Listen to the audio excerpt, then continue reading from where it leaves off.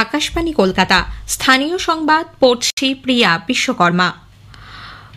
প্রথমে বিশেষ বিশেষ খবর। ওয়াকফ আইনের প্রতিবাদে মুর্শিদাবাদে হিংসার ঘটনায় দায়ের হওয়া মামলার আগামীকাল সুপ্রিম কোর্টে শুনানি। সংশোধিত ওয়াকফ আইন বিরোধী আন্দোলনকে কেন্দ্র করে অশান্তির জেরে মুর্শিদাবাদের ধুলিয়ান ও শামশেরগঞ্জে ক্ষতিগ্রস্ত বাড়িগুলির তালিকা রাজ্য সরকার জেলা প্রশাসনের কাছে চেয়ে পাঠিয়েছে। মুর্শিদাবাদে হিংসা কবলিত এলাকার মহিলারা অসহনীয় কষ্টের মধ্যে আছেন বলে জাতীয় মহিলা কমিশনের চেয়ারপারসন বিজয়া রাহাতকার জানিয়েছেন। 4টি বাম গণসংগঠনের ডাকা ব্রিগেড সমাবেশে তৃণমূল কংগ্রেসের দুর্নীতি এবং বিজেপির সাম্প্রদায়িক রাজনীতির অভিযোগ তুলে এর বিরুদ্ধে রাজ্যের মানুষকে এক হওয়ার আহ্বান জানানো হয়েছে। বেশ কিছু কর্মসূচি নিয়ে মুখ্যমন্ত্রী মমতা ব্যানার্জি দুদিনের সফরে আগামীকাল পশ্চিম মেদিনীপুর যাচ্ছেন। সুপার কাপ ফুটবলে আজ গতবারের চ্যাম্পিয়ন ইস্টবেঙ্গল কেরালা ব্লাস্টার্সের মুখোমুখি হবে। আসছে বিস্তারিত খবরে। ওয়াকফ আইনের প্রতিবাদে মুর্শিদাবাদে হিংসার ঘটনায় সুপ্রিম কোর্টে দায়ের হওয়া মামলা আগামীকাল শুনবে শীর্ষ আদালতের 2 বিচারপতি সূর্যকান্ত এবং বিচারপতি এন.কে. সিংহের বেঞ্চ। মুর্শিদাবাদে যে হিংসার ঘটনা ঘটেছে তাতে সিট গঠন করে আদালতের তত্ত্বাবধানে তদন্ত চেয়ে সুপ্রিম কোর্টে মামলা করেছিলেন আইনজীবী শশাঙ্ক শেখর ঝা। ওই আইনজীবী তদন্তের পাশাপাশি সাধারণ মানুষের জীবন ও সম্পত্তি যাতে সুরক্ষিত থাকে সেই মর্মে শীর্ষ আদালতকে নির্দেশ দিতে আর্জি জানিয়েছিলেন।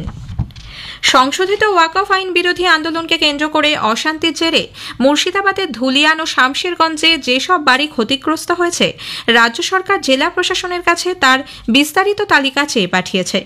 কোথায় কত বাড়ি ক্ষতিগ্রস্ত হয়েছে, বাড়ির মালিকের নাম, ঠিকানা সহ বিস্তারিত রিপোর্ট দ্রুত জমা দেওয়ার জন্য মুখ্য সচিব মনোজ পান্ত জেলা প্রশাসনকে নির্দেশ দিয়েছেন বলে নবান্ন সূত্রে জানা গিয়েছে। রিপোর্ট হাতে আসার পরেই তা খতিয়ে দেখে রাজ্য সরকার বাংলার বাড়ি প্রকল্পে সেই সব ক্ষতিগ্রস্ত বাড়িগুলি তৈরির কাজে হাত দেবে। মুর্শিদাবাদে হিংসা কবলিত এলাকার মহিলারা অসহনীয় কষ্টের মধ্যে রয়েছেন বলে জাতীয় মহিলা কমিশনের চেয়ারপারসন বিজয়া রাহাতকার জানিয়েছেন। মুর্শিদাবাদের হিংসাদীর্ণ বিভিন্ন এলাকা ও মালদার আশ্রয় শিবির পরিদর্শনের পর আজ দুপুরে নিউ টাউনের একটি হোটেলে সাংবাদিকদের তিনি বলেন, পরিস্থিতি অত্যন্ত খারাপ। সদ্যজাত শিশুকে নিয়ে মা প্রাণ হাতে করে পালাতে বাধ্য হয়েছেন। রাজ্য সরকারের উচিত দ্রুত পদক্ষেপ গ্রহণ করে মহিলাদের নিরাপত্তা সুনিশ্চিত করা। রাজ্য মহিলা কমিশনকেও আক্রান্তদের পাশে দাঁড়ানোর পরামর্শ দেন তিনি। पश्चिम बंगाल की सरकार को तत्काल और दृढ़ता के साथ कार्रवाई करने का मैं आग्रह करती हूँ कि ये हमारे अपने लोग हैं, अपनी बेटियां हैं, पश्चिम बंगाल की बेटियां हैं, बहू है, इनके साथ आप डट के खड़ा रहिए। इनकी जो तकलीफें हैं उस तकलीफों को आप समझ कर लीजिए और उसी के साथ साथ उनको न्याय मिलने के लिए आप बनाइए। মুর্শিদাবাদের শামশেরগঞ্জের জাফরাবাদ গ্রামে গন্ডগোলে মৃত হরগোবিন্দ দাস ও চন্দন দাসের পরিবারের সঙ্গে আজ দেখা করেন তৃণমূল কংগ্রেসের প্রতিনিধি দল। এই দলে ছিলেন রাজ্যসভার সাংসদ শামিরুল ইসলাম, জঙ্গিপুরের সাংসদ খলিলুর রহমান, বিধায়ক আমিরুল ইসলাম সহ অন্য নেতৃবৃন্দ।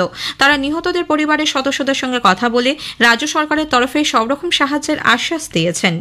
এদিকে শামশেরগঞ্জের জাফরাবাদের ঘটনায় আরও একজনকে গ্রেপ্তার করেছে পুলিশ।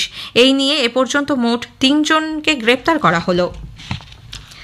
পূর্ব রেলের শিয়ালদা ডিভিশনের মাতৃভূমি লোকালের 3টি কোচে পুরুষ যাত্রীরা এবার থেকে ভ্রমণ করতে পারবেন। 4র্থ, 5ম এবং 6ষ্ঠ কোচে উঠতে পারবেন তারা। রেলের তরফে বিজ্ঞপ্তি জারি করে একথা জানানো হয়েছে। স্থানীয় সংবাদ শুনছেন আকাশবাণী কলকাতা কেন্দ্র থেকে। কেন্দ্রীয় সরকারের শ্রম কোড এবং রাজ্য সরকারের গৃহীত বিভিন্ন নীতির প্রতিবাদে শ্রমিক সংগঠন সিটু, কৃষক সংগঠন এআইকেএস, ক্ষেত মজুর সংগঠন এআইএডব্লিউ ও বস্তি সংগঠন পশ্চিমবঙ্গ বস্তি উন্নয়ন সমিতি আজ ব্রিগেড সমাবেশ করে। রাজ্যের বিভিন্ন জায়গা থেকে বহু মানুষ এখানে যোগ দেন। বক্তব্য রাখেন সিপিআইএম এর রাজ্য সম্পাদক মোহাম্মদ সেলিম, সিটুর অনাদি সাহু, এআইকেএস এর অমল হালদার, ক্ষেত মজুর সংগঠনের নিরাপদ সর্দার, বস্তি উন্নয়ন সমিতির সুখরঞ্জন দে, বন্যা টুডু সহ নেতৃবৃন্দ। একটি প্রতিবেদন। 26-এর নির্বাচনকে পাখির চোখ করে ব্রিগেড সমাবেশে রাজ্যের সব বাম কর্মী সমর্থকদের মাঠে নামার ডাক দিল 4 গণসংগঠন। বৈশাখের সূর্যের তেজকে উপেক্ষা করে জেলা থেকে আসা কৃষি ও শিল্প শ্রমিকদের হাতের লাল পতাকায় কার্যত রঙিন হয়ে উঠেছিল ময়দান। কেন্দ্রের বিভিন্ন নীতি ও রাজ্যের অপশাসনের অভিযোগ তুলে সিটু, সারা ভারত কৃষক সভা সহ 4 গণসংগঠনের ডাকা এই সভায় সিপিআইএমের রাজ্য সম্পাদক মোহাম্মদ সেলিম বলেন, ওয়াকফ আইনের বিরুদ্ধে সারা দেশে আন্দোলন হলেও হিংসার ঘটনা ঘটেছে শুধুমাত্র এ রাজ্যে। মুর্শিদাবাদে যা হলো, মালদায় যা ঘটাতে চাইলো, পশ্চিমবঙ্গের বুকে সম্প্রীতি ঐক্য ভাঙার জন্য যে হিংসা ছড়াবে, এই পুলিশকে বলছি তার বিরুদ্ধে মামলা মোকদ্দমা করতে হবে, আর নাহলে আমরা গোটা রাজ্য জুড়ে সব থানায় এফআইআর করব।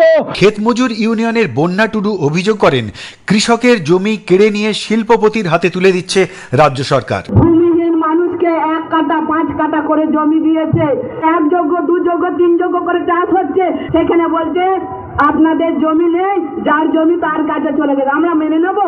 কেন ওদেরকে ভয় খাবো? যে পুলিশরা তাদেরই প্রোটেকশন দিতে পারে না, কে টেবিলে তলায় লুকাচ্ছে, কে দরজার ফাঁকে লুকাচ্ছে, কে বাসে লুকাচ্ছে, আর আমরা ওদেরকে দেখে ভয় খাবো? দীপঙ্কর ব্যানার্জি ও কাশফির নাহারের সঙ্গে অভিজিৎ চক্রবর্তী, আকাশবাণী সংবাদ, কলকাতা। বিজেপি বাম সংগঠনগুলির ডাকা ব্রিগেড সমাবেশের সমালোচনা করেছে। দলের রাজ্য সভাপতি সুকান্ত মজুমদার জানিয়েছেন, এর আগেও ব্রিগেড সমাবেশে বহু মানুষের সমাগম হয়েছে, তা সত্ত্বেও বামফ্রন্ট রাজ্যে একটি আসনও পায়নি। का ब्रिगेड होता है, इससे पहले भी हुआ था, बहुत भीड़ हुआ था, एक भी सीट नहीं मिला था। इस बार भी सीट नहीं मिलेगा। जितना ब्रिगेड कर लो, पॉम्पलेट कर लो, जो चाहे कर लो, कुछ नहीं होने वाला है। অন্যদিকে দলের রাজ্য মুখপাত্র শ্রমিক ভট্টাচার্য কলকাতায় আজ এক সাংবাদিক বৈঠকে অভিযোগ করেন, বামফ্রন্ট ঘোলা জলে মাছ ধরতে চাইছে। এদিকে কংগ্রেস নেতা অধীর রঞ্জন চৌধুরী বামেদের ব্রিগেড সমাবেশকে স্বাগত জানিয়ে বলেছেন, বামেরা কখনো সাম্প্রদায়িক রাজনীতি করেনি। আমি বামেদের ব্রিগেড সফল হওয়ার জন্য সর্বান্তকরণে ইচ্ছা প্রকাশ করছি।